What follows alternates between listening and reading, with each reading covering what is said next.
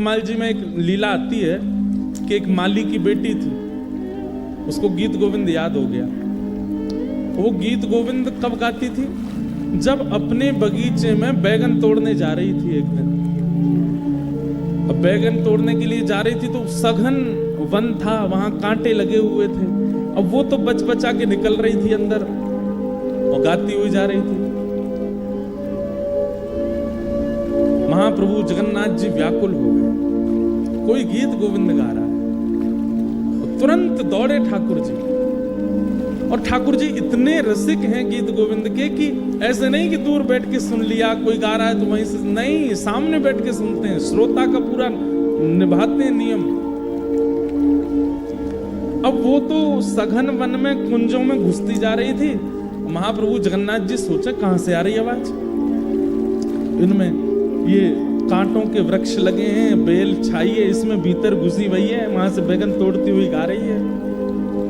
महाप्रभु जगन्नाथ जी हैं भी खूब विशाल, खाते पीते घर के हैं, मोटे ताजे हैं।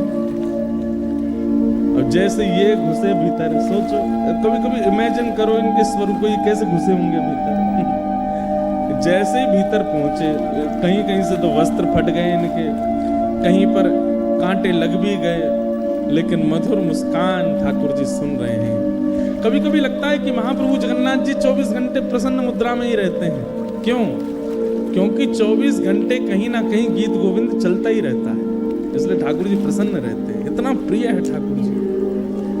तो महाप्रभु जी उसका गीत गोविंद सुन रहे थे, बड़े भाव से गा रहे थे।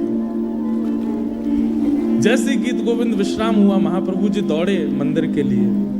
मंदिर में जाकर के विराजमान हुए, तभी पुजारियों ने देखा बलभद्र जी सुभद्रा जी के वस्त्र तो बिल्कुल बढ़िया हैं और ये इनके अस्त व्यस्त हो गए, फट गए जगह जगह से। पूछा, हे महाप्रभु जी, ये आपके वस्त्र कैसे फट गए? तो महाप्रभु जी ने ये भाव बताया कि मुझे गीत गोविंद बहुत प्रिय है, और कोई व्यक्ति कभी कहीं गाता है तो मुझे, मेरा मन होता है कि मैं वहां पहुंच जाऊं। अभी कहाँ गए थे? तो बताया, बोले एक माली की बेटी है, बैगन तोड़ के गाती है, मैं घुस गया भीतर, फट गए मेरे वस्त्र।